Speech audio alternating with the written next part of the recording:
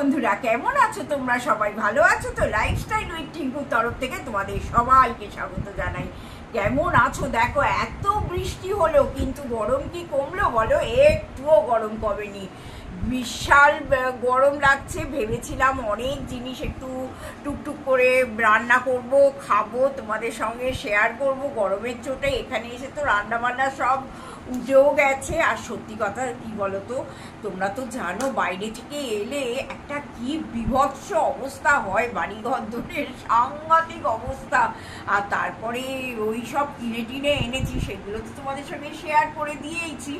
আর সেইগুলো একটা ব্যাগে করে ভর্তি করে পড়ে আছে। এবার সেইগুলোকে আনবো, সেইগুলোকে নিচে নিয়ে যাব, ধোবো, সব কিছু করে গুছিয়ে একটা জায়গায় রাখতে তো একটু সময় লাগবে। তবে তোমরা ভাবছো বাবা বৌদি এখানে এখানে চুপ করে বসে বসে কথা বলছে। অ্যাকচুয়ালি তা নয়, ব্যাপারটা হচ্ছে বিছানা হয়ে গেছে। তার আগে বলি, ঘুম থেকে উঠে বিছানাপত্র হয়ে গেছে, এই ঝাঁটা ফ্যাটা নিয়ে ঝাড়াও হয়ে গেছে। এইবার আমি দেখছি এই আমার যে এই খাটের এই যে শোকেসটা আছে না, এসে দেখছি কি প্রচণ্ড নোংরা হয়েছে জানো। একটুখানি ইচ্ছে ছিল যে এইটা পরিষ্কার করার, কারণ শোয়ার জায়গা বুঝতেই পারছো, এত নোংরা ফোংরা চোখে দেখাও অসুবিধে। তা মনে মনে ভাবলাম যে যখন করছি তখন বন্ধুদের সঙ্গে নিয়ে করি, ভিডিওটাও আরম্ভ করি। আমার অনেক বন্ধু আমাকে বলেছে, যেমন আমার ভীষণভাবে মনে পড়ছে মিতালির নাম, যে আমার ভিডিও না এলে, ও লিখেছিল কিছুদিন আগে, আমার ভিডিও না এলে ওর একদম ভালো লাগে না। তাই এরকম আমার অনেক বন্ধু আমাকে লেখে। তা সত্যি কথা, তোমাদের যে ধন্যবাদ দিয়ে ছোট করব না, তার জন্য বলে দিই অনেক ভালোবাসা, যে আমার ভিডিওর জন্য তোমরা ওয়েট করে থাকো। এটা আমার কাছে একটা পরম পাওয়া, জানো তো। আর এই দেখো, তোমাদের একটা জিনিস দেখিয়ে দিই। এই দেখো, এই যে ছবিটা দেখো, এইটা এই 2009-10-এর ছবি আর কি। হ্যাঁ, তা এই ছবিটাও দেখলাম, খাটের এই শোকেসটা পরিষ্কার করতে করতে এই ছবিটা দেখতে পেলাম, তাই তোমাদের দেখিয়ে দিলাম। পুরোনো ছবি তো, নিজেরও ভালো লাগে দেখতে, আর মানে আমার বন্ধুদের সঙ্গেও শেয়ার করতে ভালো লাগে। আর এইটা দেখো, আর একটা মুসৌরি বেড়াতে গিয়ে এই একটা ছবি দাদাতে আমাতে কেমটি ফলসের ধারে বসে আছি, সেই একটা ছবি। তাই এই ছবিগুলো সত্যি কথা রেখে দিয়েছি, সেইভাবে তো দেখা হয় না। আজকে পরিষ্কার করতে বসলাম বলে একটুখানি চোখে পড়লো, মনে হলো না আমার বন্ধুদের একটু দেখিয়ে দিই। যা করি সবই তো তোমাদের সঙ্গে নিয়ে করি বলো। এবার কিন্তু আর এত গল্প করলে হবে না, রান্নাঘরে যেতে হবে জানো। এখনো নিচেই নামিনি। ভাবলাম যে ওপরে শোকেসটাকে পরিষ্কার করে দিই, পরিষ্কার করে দিয়ে তারপরে রান্নাঘরে রান্না করব। আর আজকে যেহেতু শনিবার, আজকে রান্নার খুব একটা চাপ নেই। একটু পোস্ত করবো ইচ্ছা আছে জানো, ডাল, পোস্ত আর শাক ভাজা। আর অম্বুবাচী তো পড়েই যাচ্ছে, তা শাক একটু আছে, সেটা একটু করে দেবো। আর কি করবো, ও একটু দাদা বড় বড়ির ঝাল খেতে খুব পছন্দ করে, একটু বড় বড়ির ঝাল করে দেবো। এই হচ্ছে আজকে রান্নাঘরের আমার রান্না।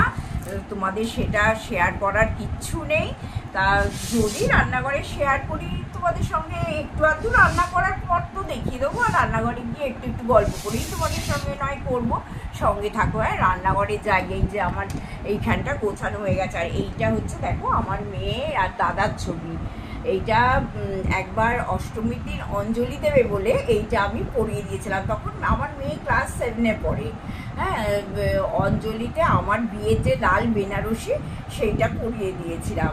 তা খুব ছোট বয়সের ছবি, তাই এটা খুব যত্ন করে রেখে দিই। দেখো এগুলো সব নষ্টও হয়ে গেছে, অনেক দিনের ছবি তো। তবুও মানে কি বলতো, চোখের সামনে থাকলে ভালোই লাগে। সন্তানের ছবি রাখতে কার না ভালো লাগে বলো। তা ঠিক আছে, আর বক বক করবো না, চলো চলো নিচে যাই, গিয়ে রান্না স্টার্ট করি, চলো।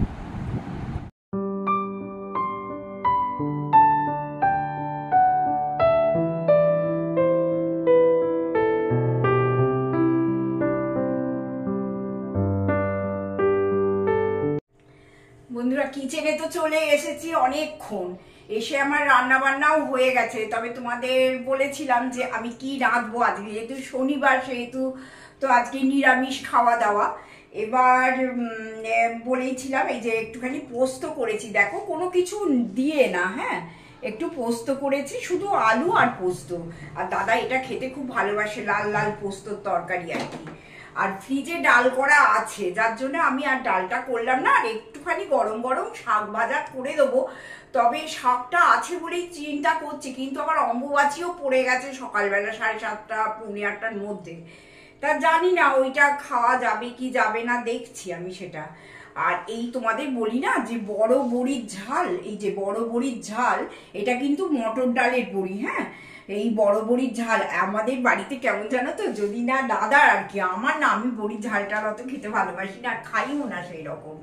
কিন্তু দাদার কেমন বলো তো, মাছ তো তোমরা জানো পোস্ত বাটা দিয়ে মাছ হয়ই আমার রেগুলার, কিন্তু যেদিন আমাদের মাছ খাওয়া থাকে না, সেদিন দাদার আর কি মাছ খাওয়া থাকে না, সেদিন কিন্তু এইরকম মটর ডালের বড় বড়ির ঝাল করে দিতে হবে এই পোস্ত বাটা দিয়ে। পোস্ত বাটা, কাঁচা লঙ্কা, আজকে ধনে পাতাটা নেই, এসেছি তো আর কেনা হয়নি। ধনে পাতাটা থাকলেও খুব ভালো হতো, পরে যদি ধনে পাতা দিয়ে এই বড় বড়ির ঝালটা করো পোস্ত বাটা দিয়ে, খুব খেতে ভালো লাগে। আর একটাও জিনিস বন্ধুরা তোমাদের সঙ্গে একটুখানি শেয়ার করে দিই, দেখো এই যে মেয়ের এই টপটা কিনে দিয়েছিল না, এই যে এইটা, আর দেখো আইকিয়া থেকে এই গাছগুলো নিয়ে এসেছিলাম আর্টিফিশিয়াল। তা এইটা এইভাবে আমি রান্নাঘরে রেখেছি, দারুণ লাগছে না এটা দেখতে? আমার তো সত্যি বলছি, আমার রান্না বান্না কিচ্ছু করতে ভাল লাগে না, সারাদিন মনে হয় শুধু ঘর সাজাই, ঘর পরিষ্কার করি, এইগুলো নিয়ে থাকতে প্রচন্ড ভালোবাসি। তাই এটা যখন সাজালাম তখন মনে হলো আমার বন্ধুদের সঙ্গে একটু শেয়ার করে দিই, কারণ সব কিছুই তো শেয়ার যখন করি এটাই বা বাদ যায় কেন। চলো এবার চা খেতে বসতে হবে। আর আজকে কিন্তু শনিবার, কি আজকে একটু তো শনিবারের আড্ডা হতেই পারে বলো, তোমরা সেটা আশা করো, লেখো, ভালো লাগে। তা এইটাই আর কি, চলো দেখি, দাদাকে বলতে হবে যে শনিবারের আড্ডাটা কোথায় গেল। ব্যাঙ্গালোরে গিয়ে তো শনিবারের আড্ডা ফাড্ডা সব উঠে গেছিল। ঠিক আছে, সঙ্গে থাকো, চলো।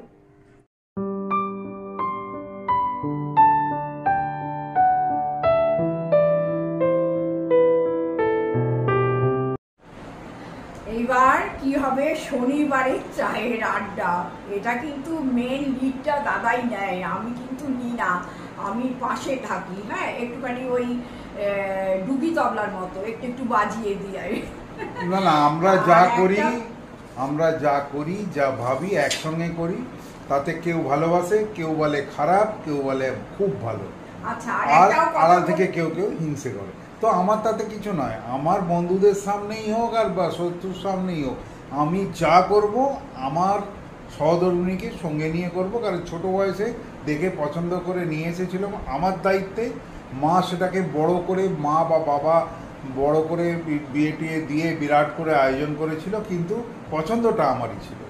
আচ্ছা, আর একটাও জিনিস বলে দিই, আমার খুব আজকে একটা শখের কাপ নিয়ে তোমাদের কাছে চলে এসেছি। আমার প্রচুর মানে কাপের কালেকশন আছে জানো তো, ইচ্ছে হয় যে একটু আমার কাপের কালেকশনগুলো তোমাদের একদিন শেয়ার করার, কিন্তু এই নানান রকম পরিস্থিতিতে আর কি বলতো, এইগুলো যদি আমি শেয়ার করতে যাই না, তাহলে আর অন্য কিছু দেখানো হয় না। এবার আমার অনেক বন্ধুই বলতে পারে যে তোমার ডেইলি ব্লগ, তুমি কেন ওই 4টি কাপ নিয়ে, হ্যাঁ 4টি মুখ নিয়ে তো মুখ নিয়ে বসে পড়বে।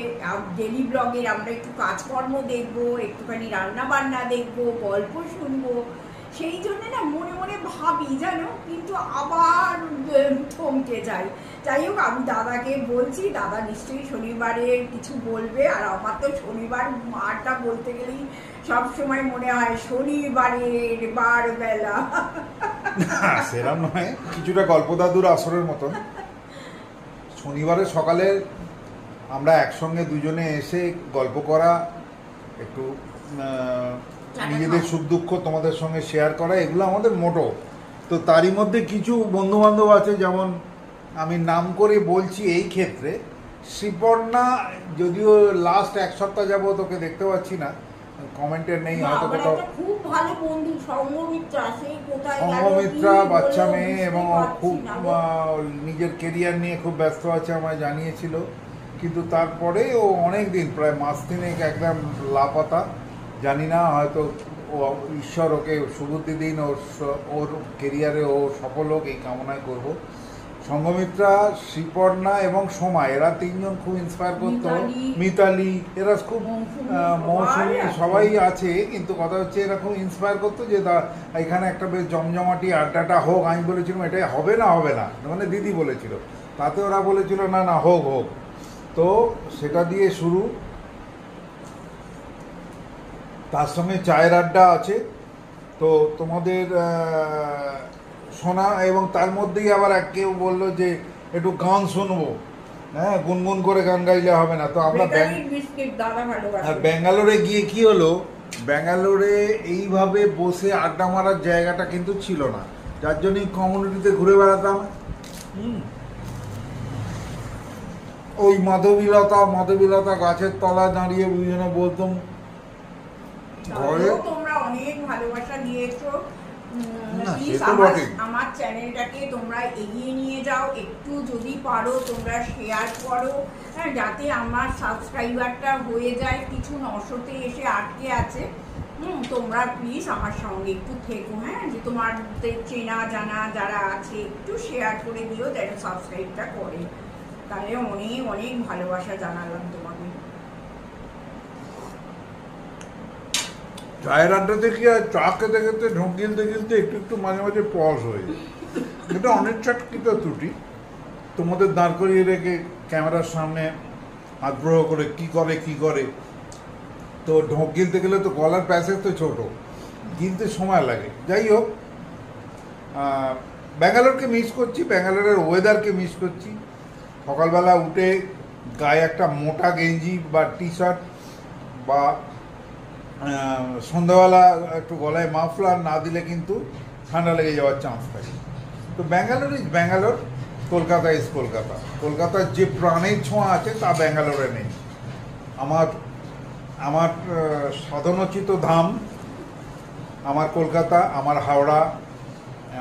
অনেক বড় হোক, ভালো থাকুক, সবাই সুখে থাকুক, সব বন্ধুরা তাদের সমস্ত দুর্বিপাক থেকে বেরিয়ে তারা যেন সফল হয়, এই কামনা করব।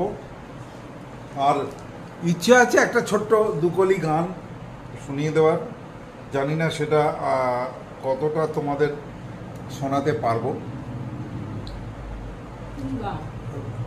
হেমন্ত মুখোপাধ্যায়ের একটা গানের দুকলি শুনিয়ে দিই, পুরোটা হয়তো গাইতে পারবো না, কারণ এখন আর আগের মতন তো টানতে পারি না।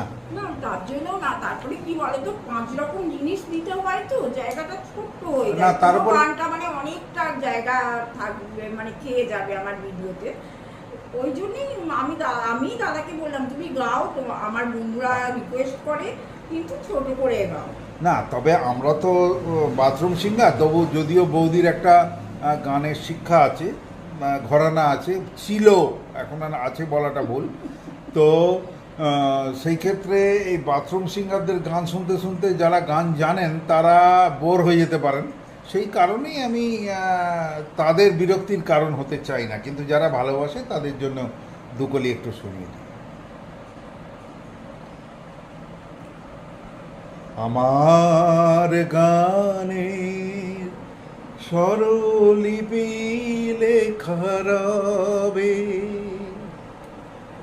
আমার গানের স্বরলিপি লেখা রবে, মন্থ পাখির কুজন কাকলি ঘিরে, আগামী পৃথিবী কান পেতে তুমি শোনো, আমি যদি আর নাই আসি হেথা ফিরে,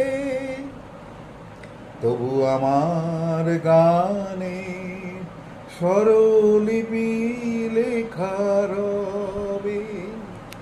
যাক, এইটুকুই শোনালাম, কারণ অনেক বড় গান, তোমাদের বিরক্তির কারণ হতে চাই না। কেমন লাগলো জানিও, আর প্রলং করব না, যদি একটু আধটু জায়গা থাকে বৌদি বিকালবেলা কি করছে না করছে সেগুলো জানাবো। এখন কাজের লোক আসবে, মানে আমাদের হেল্পিং হ্যান্ড, এবং আরও কিছু কিছু লোকের অ্যাপয়েন্টমেন্ট আছে। ব্যাংকের, স্টেট ব্যাংকের মানে ম্যানেজার স্থানীয় একজন আসবে, তো যাই হোক, এগুলো নিয়ে আমরা একটু ব্যস্ত হয়ে যাব। ও আর একটাও জিনিস, সেটা হচ্ছে দাদা তোমাদের রিভিউ দেবে। ব্যাঙ্গালোরে গিয়ে দাদা একটা দারুণ ফোন কিনেছে জানো তো, OnePlus। তা সেটা তোমাদের দাদা দেখাবে, আর ফোনটা কেমন ভাবে চলছে না চলছে তোমাদের অবশ্যই একটু হ্যাঁ, ওটা একটা শ্যুট করে দেখাবো, কারণ OnePlus তো সেই অনুযায়ী আমি সব কিছু জানি না, একটু পড়াশোনা করে নিয়ে আমি একদিনের একটা স্লট করব, ওটা কিভাবে খুললাম, কিভাবে শুরু হলো, কি হয় না হয় ইত্যাদি, সেগুলো তোমাদের সঙ্গে শেয়ার করে দেবো। দেখতে থাকো। হ্যাঁ, যদি পারি বিকালে আবার আসবো, আর যদি না পারি ধৃষ্টতা না ক্ষমা না করো। না পারি নয়, যদি সময় থাকে অবশ্যই আসবো, সেটা কোনো কথাই নয়। একটু দেখতে হবে হ্যাঁ ভিডিওটা কত বড় হয়ে গেল। Tata, take care, by.